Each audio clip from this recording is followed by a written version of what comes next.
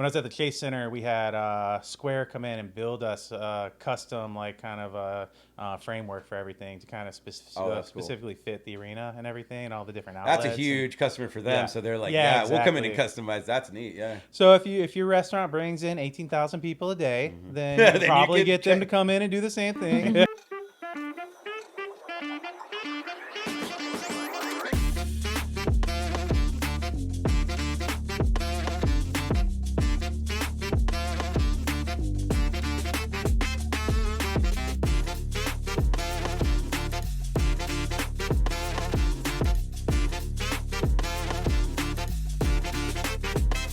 Welcome. This is Kitchen Unconfidential. I am Norwood. I'm Javier. And I'm Alondra. And we are here to talk to you about our new series. This is Cream, Cash Rules Everything Around Meals. And today we're going to be looking at our latest series on where to spend those hard-earned dollars, or as they say down under, the dollaroos, to get even more of those hard-earned dollars. We'll be exploring the different ways, areas in restaurants through this series and talking about the smart ways to spend your money in each. Whether it's through automating prep, streamlining the ordering process, or creating signature space in your dining room, we'll be giving you a broad breadth of ideas to take back your location and see where you should be spending for success. We'll have interviews and links to great services. So let's jump into it. This is episode 1. Hardware and software. Today we're going to be going into a deep dive. We're entering the matrix. I'm trying to get out. But we're going to be looking at the hardware and the software for your restaurant, specifically with ordering and everything that goes into it. We're going to go into point of sale systems, kiosks, menu boards, and more. And we'll be discussed, and hopefully we'll give you lots of new ways to land more sales. So on our quick fire, Javier, what's the first thing that you think of when I say a point of sales now in 2024? I think I would want hardware and not so much software. And I'll get into that later. But I think POS, I want to focus on what hardware I'm getting from them. Okay. Yeah. For me, like, What about you? kind of the same thing. I'm like, when 2024, I'm thinking of like the transition from a register to the new hardware, the new Right. like having a tablet there. But that's the first thing that like when I see it in my mind, that's different from like being a kid and thinking of like getting rung up at the store. That now. register. It's the register is gone. I'm Right. thinking I see a tablet in my head now. I don't That's it. see. And we'll dig into the nuances of a POS system, but that's Totally. what my dream world is. That's what I want to think of when I think of a POS that I. So the hardware and software used in a restaurant can be one of the keys to success or a huge speed bump in your day-to-day routine. Things need to be in harmony, like a gospel choir singing out, but not like that third grader, like recorder recital, just everyone kind of doing their own thing. Yeah. You want everything there to talk to each other. Sync. Yeah. I know you guys, Cheddar Sweet, like connects those things. Like when you have these new things like the Square, you want it to be able to talk to each other. Integration is huge. Yeah. So there are a lot of tips and tricks we'll go over today, as well as breaking down what the modern landscape looks like with these tools and what have become the new standards. The restaurant industry is slow to adopt new technology, so keeping up to date, you can give yourself an innate advantage that other people miss. Everything in tech, we in the restaurant industry, it's trickle down. We get the last of the butt end of it. It's a good way to stay ahead of your competitors. In this episode, we're going to go over 7 areas where we can integrate technology or update what you have right now. So let's all buckle up, set the phasers for stun, and dive into our topics. So point of sales, how far have point of sales come and where do you guys see them going? So I think like when I brought up like going from an old register to like the tablet now, and it's that immediately. You're not getting handwritten tickets, those things, because you also want to pull the analytics and the data between what your sales are doing. You want stuff to talk to each other. You want your point of sales talking to your, what's happening in the back, so you can set. We've had tools and we'll talk about menu boards and stuff like that, and the tools in the back of the house that connect in a second. But being able to adjust like your inventory of like how many, if I have 10 chicken sandwiches left, Right. to be able to communicate to the front of the house without me having to go reach around a wall and be like, hey, hey, Bill, I only got 10 left, and like doing that. And then if Bill heard you, but Bob didn't, Yeah. and now he's selling 11 sandwiches, and now you got to go to a customer and go like, you want this thing? So you want your point of sale to do it all. You want your inventory to be tracked. Okay, because that's a different world. There, at first, when point of sale systems literally started, they were just a glorified register. Yeah, like exactly. You going from just entering, and that started with like the squares and those kind of systems that were very basic. And the square, that was like such a kind of like why I wasn't like this, why and like why didn't and it know pointed things- out yeah, think of how this. terrible like the systems were. These old DOS based like giant console Yeah. point of sale systems, but you're like first squares like you saw someone with their tablet. Yeah, Square set up smart. on it. Like the first time I saw it was a food truck, and it's like, Yeah. obviously, and like how much are they spending on it versus the couple thousand that it takes to get. I thought it was together. genius. Staples then goes and says, "Come and buy it here in a box." Yeah, You know, you get your iPad at the Apple Store, grab the box here for the register and your card swipers, and now you have a full POS system. That when I was opening up restaurants, I don't want to say the POS systems because they're probably not priced like this anymore because they're still around, but I was paying something like $6,000 a system, a setup. And I went and got two for two front registers, $12,000. yeah. I'm like, what? And they're glorified registers. Square comes out, and it's like for $600 I can get this. Yeah, it's why like the old guard is pushing those things, and it keeps technology, and that's why the restaurant industry gets technology the butt end of it, because people at the top are like able to make so much money, like you say, like a couple thousand, over $10,000 for two portals. And what was the hardware compared to like what your laptop you were working off of compared to the hardware they're selling you, the laptop that you probably spent $1,500 on, and the two computers are the same thing they're telling you. It's like, oh, this is $12,000, and like, it looks like my like parents, like when I was like in high school, like, everything set up. starts expensive. Your first computer is thousands of dollars. Your first TV, thousands. Now you can go for $150 and get a TV. So everything does start expensive, and not really for that. Like with POS systems, it wasn't really giving me everything I needed. It was just the Square was great. It was an introduction from a cash register, but it wasn't giving me all of the features and bells and whistles I needed. That's when I believe a lot of it started coming up with people started doing integrations and adding. It left a void for something like Cheddar Sweet to come along and say, hey, all these POS systems need more bundling or more features in it. But where do you see, what have you used a POS system that you're like, I like these features in it, like that, how it comes out of the box, or have you seen a lack of, between all these different systems that are out there? Yeah, definitely have used point of sales. And they all have pros and cons. Like so, like Square, it's easy to integrate, it's user friendly, but and all these point of sale systems have like things that are positive about them, like negative. Square, like you use when they came out, threw it on your tablet you had, which was nice. You can use your existing hardware.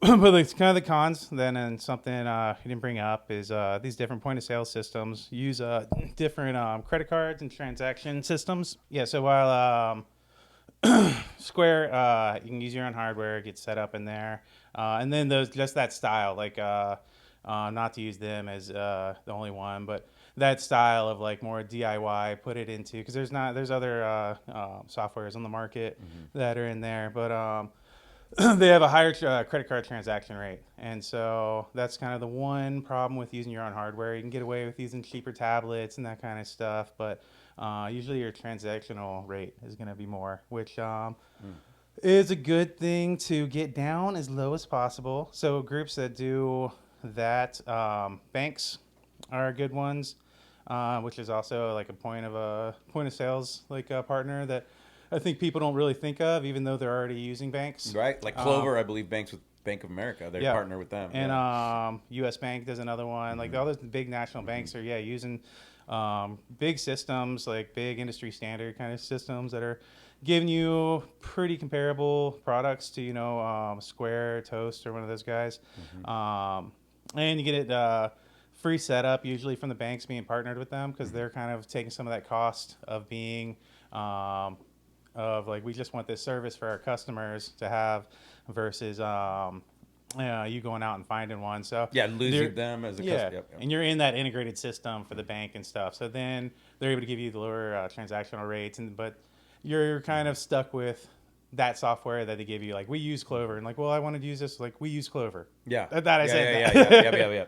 So that's kind of Very a con with that. You're forced to kind of go with whatever they've got. And then, like you just mentioned, toast. I feel like that's the closest thing to like the old school method, like you were originally talking about, like they come in with like the $10,000 plus system and set you up, because they'll give you that hardware and stuff. They'll give you everything. But that's also, is that there's a con to that. I Yeah. mean, is that I want, my dream world is just a good POS system that I can adapt and put the software I want on it. Yeah, exactly. With those toasts and stuff, you just lose that customization, and sometimes like it feels like those products are always like a step out of date.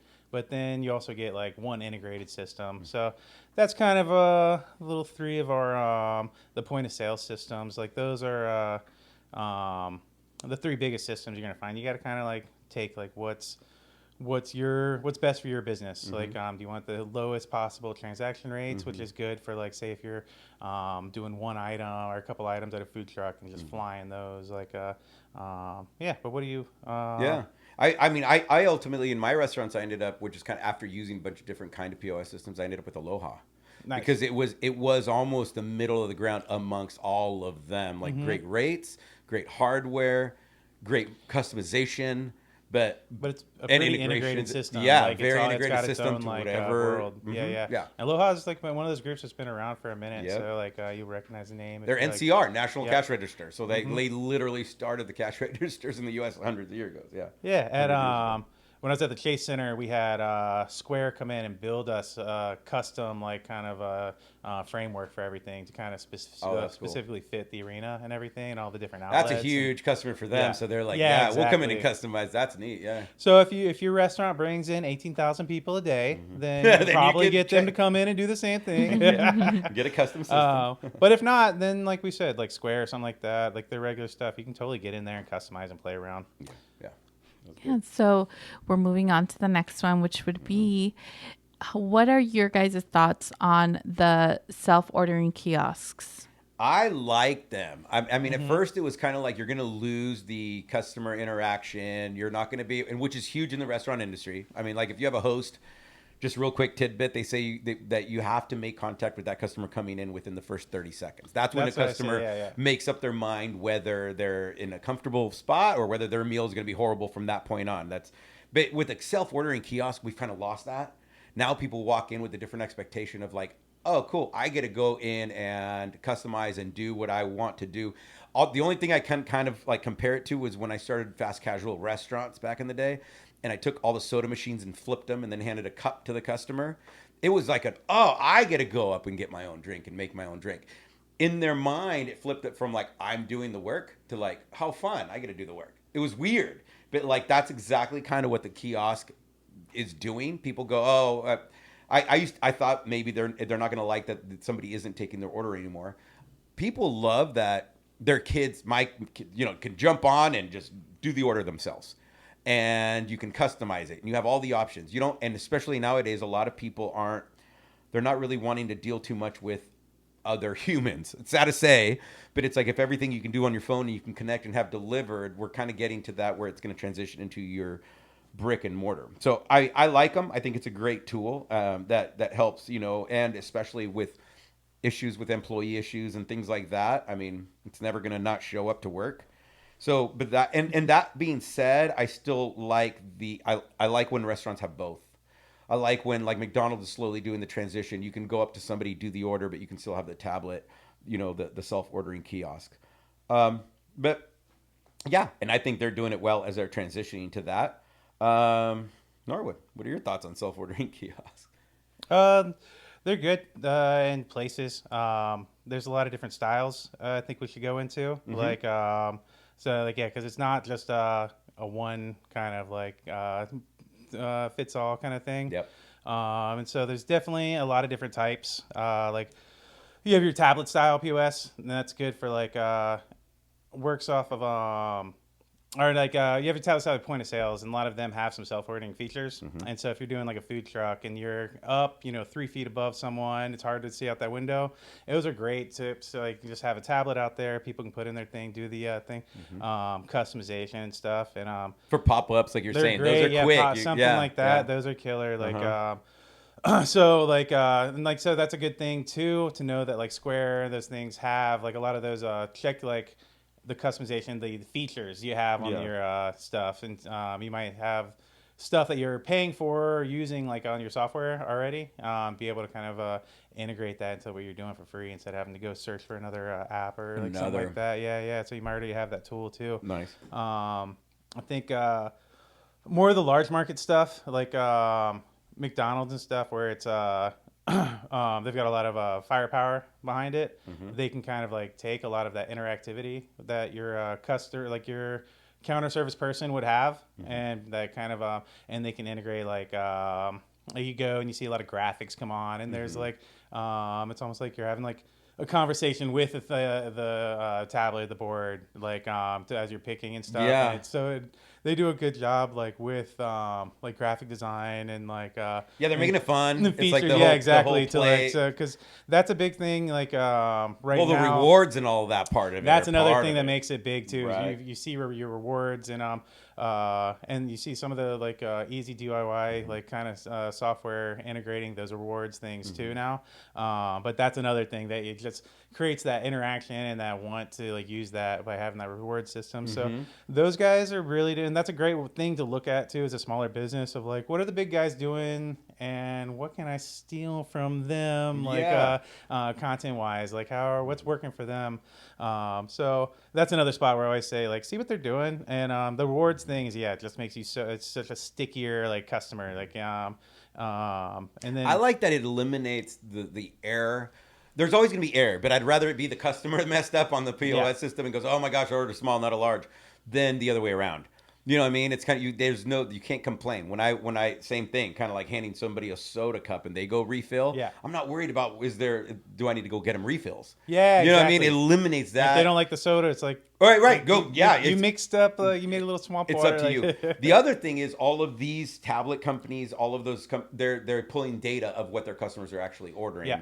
And tailoring their entire menus based off real and that's data that you can use too and go back, and which is really really good where are stuff you to making use. money, where are you not? The I like the ramen style kiosks are nice where it's just like a board, a button you press where it does take like the everything off, and that's a little more old school kind of like developed like setup where they've been using a lot over there, but it's nice for a couple different, like I've seen it a lot integrated, like Asian specific, like the ramen. There's a Korean dessert restaurant that came up recently here, and you go in the front, kind of put yours in, go sit down, relax, and those are kind of nice too. Kind of goes on the McDonald's type stuff too, but it's also like a little more just a little feature in the front where it's not even like you go there, you almost miss it in the front door. You're like, oh shit, let me put my order in real quick, but it invites the whole dining space is like, dude, just come relax, sit down, find a seat. Like, so the self-ordering stuff can totally be used to make it like a very inviting like area. Olive Garden took that to a whole nother level. They're making the table ones where you order and you can do like I need a server. I can pay now and leave. I can play games. That's the biggest one. Another pay level. now and leave. Like not having to wait for someone. Yeah. And then games for kids. Like, I know. It's like the parents are like, well, I mean, it's smart. They're using technology. If kids are happy, like everyone's happy. Like you're getting people back in. That's one of the things. Like the people, if they know their kid's gonna be happy at your spot, they'll come back over and over and over again. Mm-hmm. Yeah. So another thing that will have people coming back, and Javi kind of,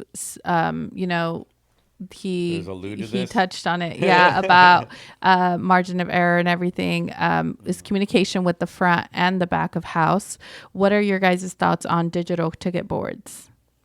I love those. Like, so when I was with Apple, I was helping develop the in-house app that used our tablets as menu board or ticket boards for us on the restaurant side, and then the customer could put in their orders from their cell phone or from kiosks in the cafe. But it was killer because, some of those stations we'd sell 400 bowls of ramen in 2 hours. And so we'd have to, when things, got to an end, we had to make sure we had a hard cutoff. We wouldn't have, because so many orders would come in so quickly.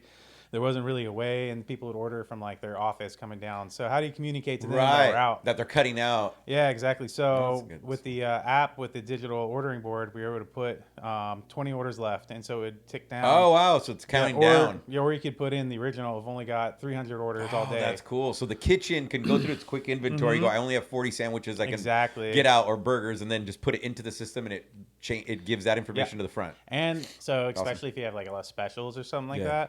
that, as a chef, I can go into and put allergens and mark my menu items for certain allergens. And now it's in the system rather than having to hope that, server A communicates to the customer that there's peanuts in this sauce that doesn't say peanut or anything, but it is in there. Like we fry with peanut oil, and make sure like it's on your menu, like, or things like these things are communicated, and make sure, because some allergens are insane. I have a friend who's got a shrimp allergy that if it's in the house, like she's like EpiPen, like needs it. So like you don't want to play telephone with something that can kill someone. Like that's something you want to message that you want direct. That's a great feature. I didn't even know. So you can put it, mark it, and then especially with those apps, you can filter out. So say I am celiac and don't do gluten or anything like that, I can go hit that, have that on my profile maybe for this group of restaurants, and then so every time I look at a menu, I'm only looking at things that are it just keeps improving their experience over and over and over. I don't have to go to the customer and say, hey, I'm sorry you ordered that, but we're out of it now. That's the big, you know what I mean? Those kind of things, you're eliminating all that with technology. That's like you say, you're eliminating those negative experiences because you know it already. That's the thing, is if you are integrating and you're tying it all together and you're getting that information, I mean, we know it a lot quicker now, and it's at our fingertips. And so we got to take advantage of that. And that filters into like by empowering the cook on the line and giving him those tools. And say you have your leadership in, is that a spot where you can maybe trim like kitchen manager at a fast casual spot and have a team lead instead? And now they're able to communicate and have these tools, because some spots, if they take the place of that for sure. Exactly, because I don't need to go find our kitchen manager to tell the front of the house person, because they're the person that's supposed to tell the front of the house person or whatever. Right. Now you don't have these kind of arbitrary setups. Like instead, it's all right. Train them how to put it on this, touch this in. I always say, like, if I can trim those like higher paid spots that don't necessarily get their hands dirty, I'd rather pay everyone that's getting their hands dirty for me as much as possible. That was the whole idea of when I started building Cheddar Suite from the ground up. It was more of, there's a lot of information that walks out your door as soon as these employees walk out the door. And where's the value of your restaurant? If your restaurant, last 2 years, everyone's like, oh, you've made it. It's because you're hopefully lucky you didn't lose that manager in the first year and then first few months. Or the chef that walks out with your menu. It's right. I know you're big on systems. And to build the systems that are going to maintain the place itself and that are going to grow on itself. That aren't going to walk out your door. That's the big thing. And get awesome people. You can still have awesome people that fit in those systems that are also like you're going to hate to lose because they're just killer. They're the ones overseeing it and helping you build those systems. But if you let them go, or they leave because they're shot in the foot. Yeah, exactly. Because their family just, is going to move to the East Coast, and your business just doesn't die. And realistically, if you can keep someone for a year, that's a big plus in the restaurant industry. If you can keep them for 2 years, that's like that's someone that's getting a pension in any other industry. That's like the 40-year pensioner right there. Like 2 years in the restaurant industry. So having those systems and having these tools that help facilitate those is awesome to help like you said, not get shoot yourself in the foot when you got to let the or if not even if you let them go, it's a positive experience, but they're I've grown out of this position, I'm gonna go start my own restaurant or whatever. It's like, oh shit, I'm fucked now. His is gonna blow up. He's taking all my systems because we never documented him. We never put him down. We didn't actually create him into this business. Perfect, guys. So speaking about having somebody for a long time and everything, what we're going into tablets and hardware, what transitioning into that, people that don't have the tablets and they're going into that, what kind of advice or what would you say about that? Getting started into POS systems, I think the most important thing is that you do look first at the hardware and the tablets that it comes with. That's going to, because if you need to have people run out and take patio orders, then you have to make sure you're looking at a system that is going to allow them to quickly do that, and maybe even charge at the table so they're not running back and forth. You got to look at the efficiency of all of that, because there are a lot of systems out there that will tackle those things. So, I mean, you don't go, oh, because it's cheap, I'm going to get it. It might kill you later and your business later, and then in 4 months go, it was cheap, but now I'm throwing it out to the trash because I should have gotten this. A lot of POS companies will come out and give you they'll show you their hardware. They'll give you, like, we have digital table tents. We have digital QR codes. I'm mind blown at how fast the industry is moving in that world. And everyone, and I think the newest thing is that people are realizing is, to me, especially that it should just be the tablet and hardware, is that a POS company is really, really good at that and developing it. it doesn't mean they're really good at developing all the other systems, and they shouldn't be. I want Apple because it's an awesome phone and hardware. Am I buying it because of all the different apps? No, I'm buying it because they allowed the system to be open to all those different apps. Yeah. You know, they don't own the, like, I would never buy a phone and goes, but here's the phone app you need to use. Here's the chat app you need to use. Here's the this.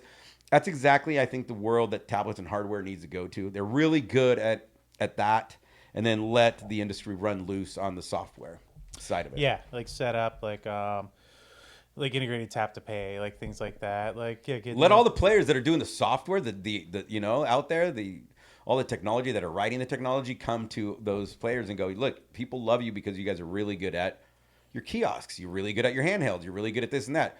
Open that world up to let people develop their dream ideal overall system. Yeah, and I don't think it should be just customers, getting the tablets. So if you have paperwork that's being done by staff in the back, can they walk around and take inventory on a tablet? Yeah. I've seen so many times like where management's like very specific, like this has to be written down, and it's like, why can't the person just pull their computer out and do it on that? It's like, no, we do it this system, it's written down, and then you transfer it, and like, yeah, it's just so like it's got to be done this way because it's been done this way kind of thing. It's like you can get someone a $50 tablet. The tablets are dirt cheap nowadays, and for certain things like that where you just need it to open up an Excel sheet or just some software that's running one software. You don't need a ton of RAM. You don't need the expensive. We had $50 tablets just Velcroed on the walls in the kitchen. Yeah, when it's running one piece of software that they shouldn't be doing anything else, then that's perfect. Like have that, and then you you make someone more efficient, and that's how you, like we always say, that's how you pay a respectable wage. That's how you're able to do all that and still make because at the end of the day, you don't want to just pay people money. You want to be able to be making yourself some money too, and that's how you do it. Take care of everyone. Plus, good employees that nowadays you're going to keep the ones that see that you're evolving into technology and you're taking advantage of those things. Then they feel like they're working for a company that's actually growing into the future and is like on it. Yeah, not like the old school. Well, we do it this way. That's the that's a nail in the coffin. You just put a wall up in front of any progress for buy-in is once you tell them and your do best it like employees this are going to. Yeah, no one wants to hear that. Yeah. And then also we were talking about a second ago, like being able to give those cooks and stuff the power to be able to trim away from those kitchen manager. There's a kind of like traditional old school management of like, I'm the person here watching everyone doing the couple paperwork things, but like I'm getting, a couple bucks more than you an hour, but like, what am I really doing? This is another spot where you can start trimming that fat is pull that tablet out and all right, everyone, pass it down the line, like inventory your station. What do you got left on so we can make tomorrow's prep sheets and I can do the order. Here's a par sheet on Excel. Throw it in there. Count celery. How many stocks are there? 6? All right, we need 10 in. And that's even the transition of the whole entire industry. That's going more towards that, Yeah, use that technology to help empower your people, to give them the pay they need, but make sure you're getting the work out of them and you're able to trim those higher paying spots. And because that's the only way you're going to be able to take care of people is just spreading out some of that responsibility so that way you're able to justify paying them more. All right, so we'll go back to the customer experience. We touched a little bit on the kiosks, the self-ordering kiosks. What about digital menus? I think that digital menus are something that people might be intimidated by, but the ease of entry of those is insane. What you can get, you get the go on Amazon, go on somewhere in Best Buy, get the cheapest TVs you can with these smart TVs. Some of them, all of them, USB to a Chromecast, or else they'll have SIM card ports and stuff like that. And you can basically turn them into modern day chalkboards. That's how I started. Exactly. You can go to Costco and buy $150 now cheap. You don't need to be good quality. I mean, it's not showing. It's showing. It's showing one static picture of text. Exactly. But then, like you said, you just digitally do it on Canva or something, create a one page, put that on a drive card in the TV, and that's it. And the easiest thing is updating prices, changing items. It's one card. Yeah, back in the day in the old school cathode ray TVs, if you left it on there, it would work even when you turned it off. It'd still have the It would menu. It'd even have the menu on there It'd even when you burn turned it off. Yeah. But yeah, there's super inexpensive ways to get in there, and especially if you're Chromecasting, you can have your computer in the back of the house. That's also should be running your audio, should be running a handful of other things. That way you're saving on not having these big systems that are expensive. But all these things can be ran off one computer in the back, and you can have that. You can go and have live specials on there, and go up there, run out of something, take it off the menu board, strike through it if you want, put a little X graphic over it, but do whatever. 2 seconds, and you're updating your digital menu board. You look pro, but you're doing it for the cost of whatever your laptop that you should already have to do so many other things. Though it's something you should have already. So the cost ends up being $50 for a Chromecast setup, a little like a plug-in, and then whatever the TV costs. A couple $100, you got a digital menu board. Yeah, you're set up like looking super pro. You can go. I've been at the food shows and things where we're partnered next to like a big just company that does have digital menu boards, and there's a whole nother level if you have a bigger chain of restaurants where then you can have one main hub that they all get swapped out at, that they all do different things, and for that I would recommend go get because you need to see it in one spot and run it all. Go get a company that's going to do it. But even that, it wasn't expensive. Yeah, and then there's cool perks you can run with that. Is like you can start doing integrated advertising on your TV sets. And now when you're doing like the game or whatever, you got the football up on all your TVs. And when it cuts to the regular commercials, throw your stuff up there because it's your stream. It's there. It's going through your feed. And now you're doing Dave's Bar like specials. Wednesday we're doing half price wings. Like you see that and there's an association seeing the NFL going and then seeing your bar's things commercial that you're gonna relate that to the quality of the commercials that would normally be playing there, and you're gonna be like, oh shit, this is this is quality place. Yeah, exactly. No, there's a lot of cost benefits to it. That's what I was saying. It will pay for itself if you're at that level too. Yeah. But we're trying to get the whole spectrum. Yeah, mom and pop, one spot. Yeah. You can also have it. Don't think you can't. Yeah, and use the tool to most of its ability. And yeah, that's digital menu boards, super easy to get into. And there's so many different layers of like what you're able to play with. Like at Chase Center, we just had a super upgraded version of what you're talking about. We had a server in the server room that was running all the boards, and a tech guy that ran around like updating stuff. But like realistically, he was just had a one main screen. hub. But he's like had each screen just kind of copying like what was on there, and he would just go from hub to hub, and it was just like little systems inside of itself. But like it was a big version of like the simple software we're talking about, so you can look like a pro stadium and like have your setup on par with that, or like whatever the top people in the industry are doing for like not much. How you look, and the digital menu board, it is going to open up a different world in the sense of like I don't want to tap into it because we can talk about this. It could be its own podcast session of like fluctuating pricing. And those kind of fees that are going to start happening because of restraints to like supplies and demand, it's like, should that be reflected live on the menu pricing? Those kind of conversations are already had behind the scenes where Wendy's is testing it out in 5 locations. There's a lot of pros and cons to that too, but it's just a whole nother world that's going to be opened up with the digital menus. Yeah. So buzzards and alert systems, what are your guys' thoughts on those, on giving somebody a buzzard or texting somebody, your order's ready or your table's ready? I like that when you can go to a restaurant now and they'll alert you, you put your name in, you feel like you're being acknowledged. Yeah. And I think definitely now with everyone walking around with a cell phone, there's no more need in buying these big rumble packs and all of that. So it's definitely gives you a peace of mind as a customer, knowing that I'm gonna get called. I'm in a line. I'm in a format that's actually they're gonna call me, whatever. But I mean, there's also the fact that like, do these restaurants actually have those people keep waiting around? We were talking about the con of that. If I can go and put my name in, but am I going to go do that at 5 restaurants in a row? Yeah, like a lot of them.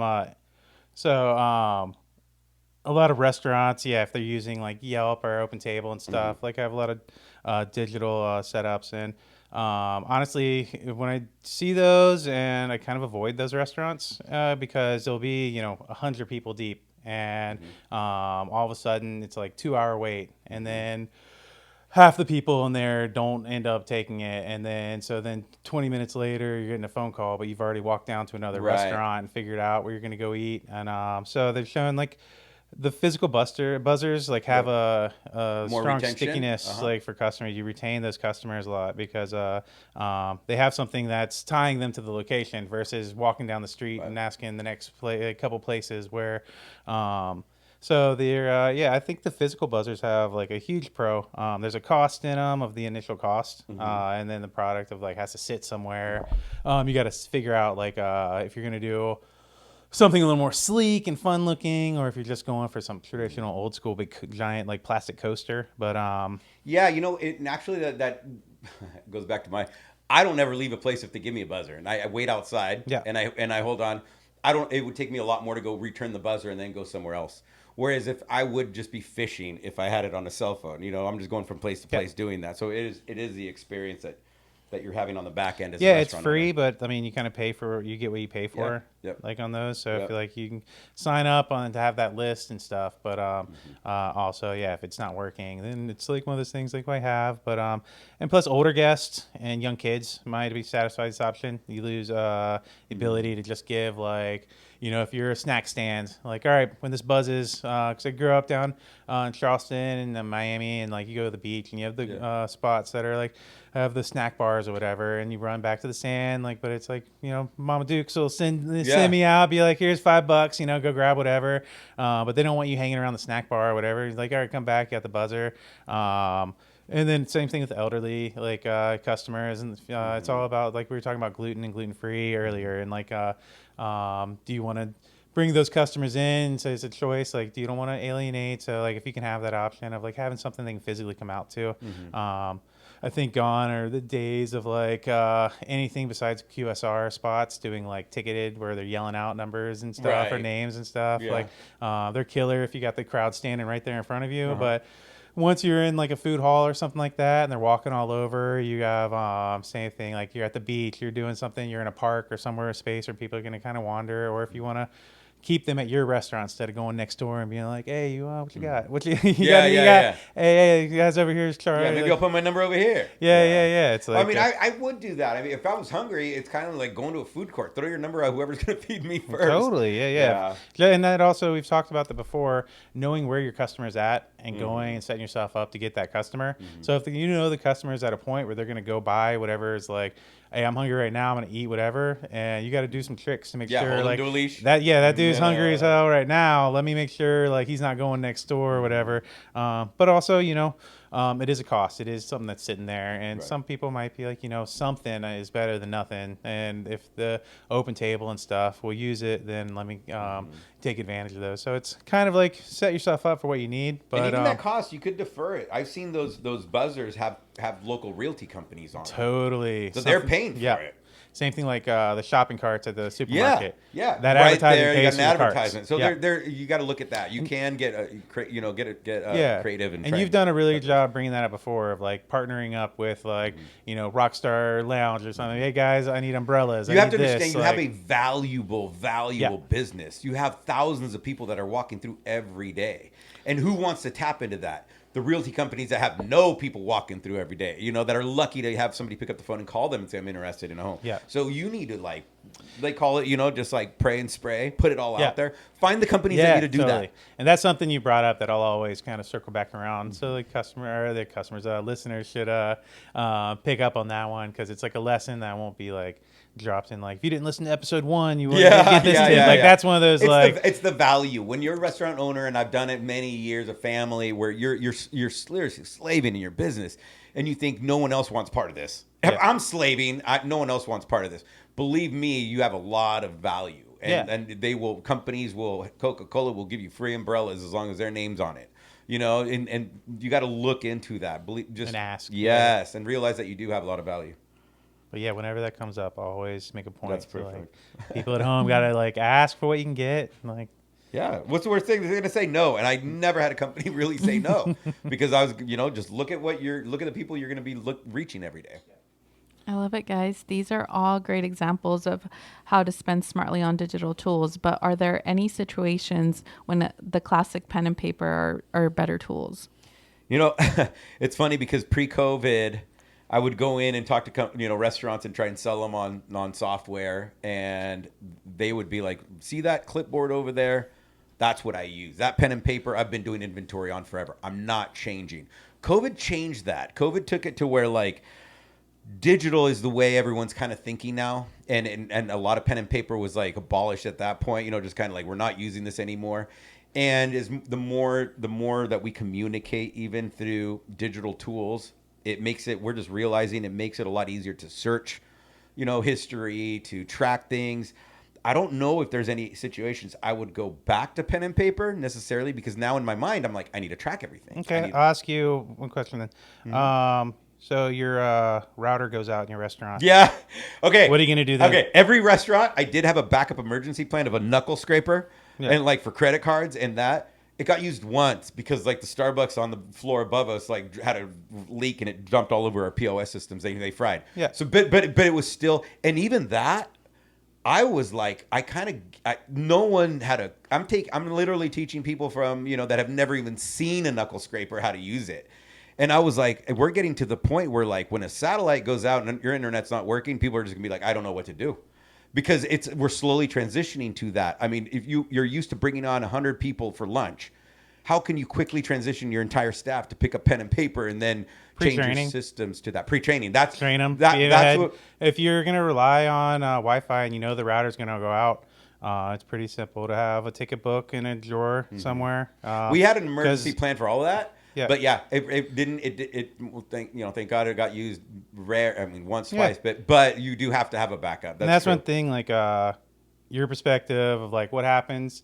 It never happened to me, so it's not going to happen. Yeah, it's not going to happen to anyone else. That's exactly how people get like their pants around their ankles and like get caught in that situation because, just because it doesn't happen to you. So, but I have seen some spaces restaurants at Chase Center. Like we had 18,000 people in house. Yeah. And when the routers go out, the server room went down. Yeah. And you have to have those kind of things and plans in place. Same thing at Apple's happened before.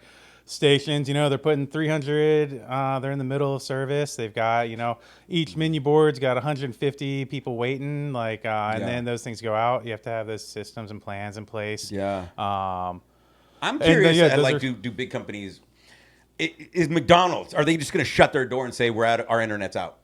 Yeah, they're not. Are they trained to actually? I mean, that's interesting. They have plans, because a lot of that stuff catches them off guard. Yeah, I'm curious.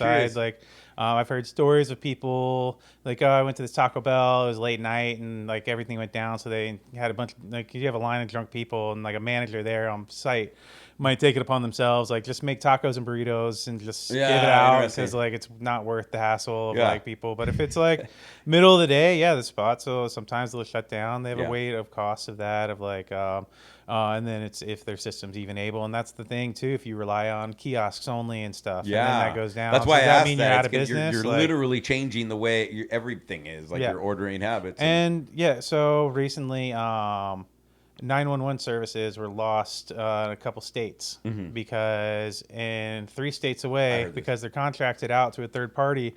So 3 states away, someone hit a power line and a pole, and it put services out at that 911 call center. So 3 states away, there's a whole state without 911 services because a power pole was hit. So if 911 services seem pretty important, a lot more important than a cheeseburger.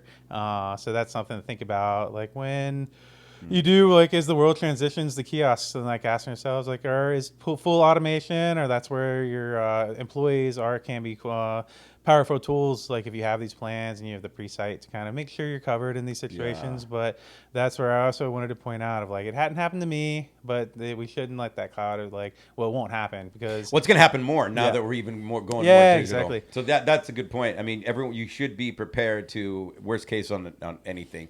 Yeah, I remember it happened when that happened, it was a quick rush to get that place up and going. Yeah. Because you realize I'm going to lose $3,000 for lunch right now. Yeah. And you can't do that. And I have 2 employees that are handling the registers who I could teach real quick.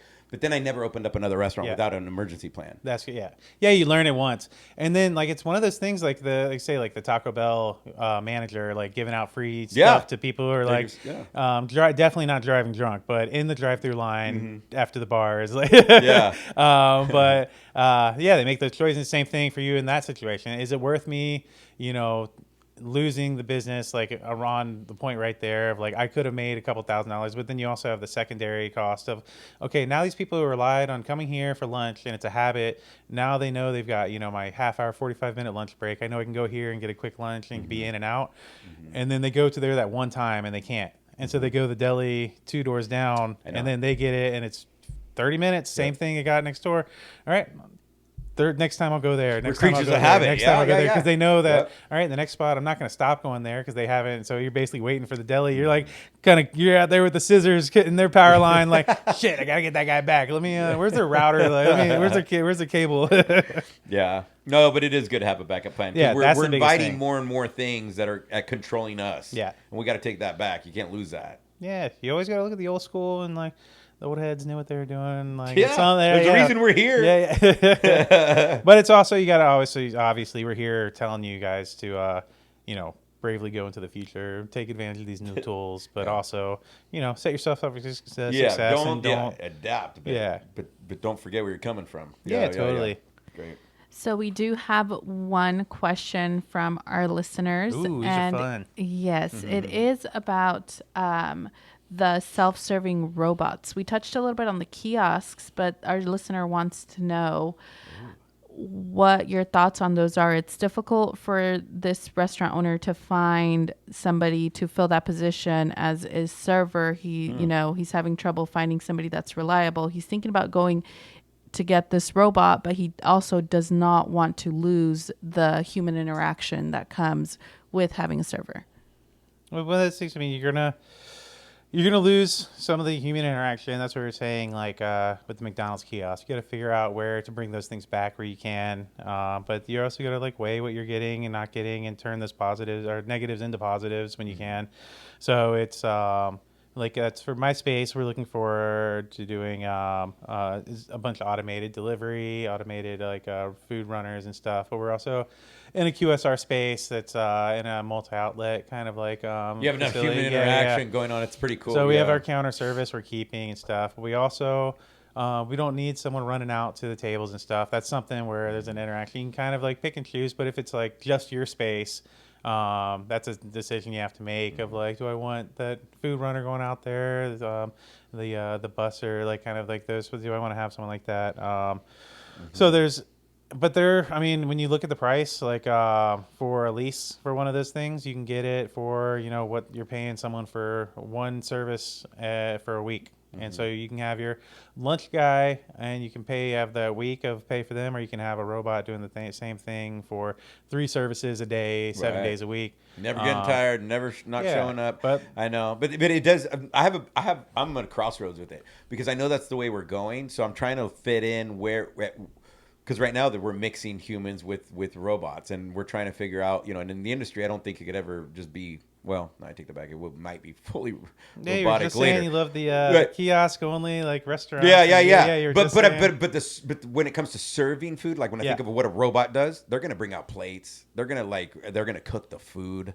That they're not taking the order, but they're doing the actual presentation of your food. That's where I have a mixed feeling about, because when I pay for something, I want it cooked by some passion behind it, some experience, unless it's Domino's. I'm not gonna care. I'm sorry, Domino's, but I'm not gonna care. I already don't really go, oh yeah, it's the pizza's a pizza, just bring it to me and it tastes the same. I'm not gonna care if it's a computer in the back or that's a robot. That I think a lot of people think that robots are gonna take over all the positions and stuff. Yeah. And these aren't. That's not ever gonna happen. Right. There's just certain niches it will. Well, it's you look at what someone's doing. The more tasks you ask them to do that are unique, the less a robot's gonna be able to do it. Correct. So your person cooking is cooking, checking in inventory, putting stuff up, prepping, running the fryer. They're doing multiple things. So you're never really going to have a restaurant that's just full of a couple robots, because there's too many different spots that need to be filled. Mm-hmm. What you are using them as tools, and food runners. So if you want to food runners, simple ones, Another thing. So if you have counter service like QSR, if you want to pay those people more, then keep them. And like we said, using that long-term equation of zero, or less turnover, less training, more consistency, having all those perks. By keeping someone, you got to figure out where to trim the fat. Right. And so if I can get a food runner taken out, have that robot doing that take care of my counter service because someone's got to put the plates on there. Someone's Right. got to work. Yeah, someone's still checking it as it comes out and the there's window. Still, and there's still a cook back there doing the stuff and stuff. So it's good ways to like, check your costs. Like, and same thing like with automated delivery. Having a drone take something there with these leases where they That's where I think it's going to step in. Uber Eats, Grubhub, and stuff. Because then you can actually make money back on your deliveries. Minimum those guys are taking is 30% from you, and the customer is getting a 30% charge, 20% charge as well. So that's big numbers they're taking for doing nothing. You don't for doing. So that's where I think it's going to start with the robotics. I think that's the biggest like adaptation and stuff, and it's where people that are skeptical once you tell them like zero delivery fee. Period. No like hidden things, nothing like that. And then you say that, lease. Like, drone what? I don't care how you get here. Right. Like, I know. But we're looking if we're able to get an aerial drone. Like we're going that route too. But we're already doing a delivery drone, like the little like cooler on wheels deal. Yeah. So we're doing that. Like anything to help these people. Like and then I'm in this business to make money. Like, at the end of the day, I was talking to a restaurant guy. And if you're handing it to the delivery company, what's the point? Yeah, I was talking to a guy this morning. Some of those fees get 60%. No, you're making zero money. Or giving, what's the point? So people go, that's not on our menu. It's like a horror movie. This guy I was talking to this morning, he has restaurants. They're like, in college towns, and he's like, their biggest complaint is that we don't deliver. Yeah. And I'm like, but I get it. He's like, we're killing our customers that are coming to us because we're trying to get this food out, and we're not making anything on it. He's like, we want to transition into a delivery. We want to transition into doing that, but we're trying to figure it out how we're doing it at a slow pace. Yeah. Because we want to make money at it also. So that's where like we're talking about all these different systems and how they're going to benefit good and bad into our daily lives in restaurants. That's going to be something where a restaurateur is going to adapt right away and say, please help me make money doing this. Yeah, because it's so easy. When you can show a customer, here's less that you have to pay for my product. Exactly. Tell me less. Yep. I'm here. Yeah, everyone's making money. Let's go. So this concludes the final part of the Cash Rules Everything Around Meals series, Cream. And we focused on where to spend smartly on the hardware and software, specifically at the front of the house. We'll go over some other fun front of the house spends when we talk about the dining room more later. But for our next episode, we're going to go specifically where to spend in the kitchen. We got an awesome interview with Ray from Repairs. He will. I definitely asked how to say his last name a handful of times during that repair, so he will forgive me if we're going the cowards route there.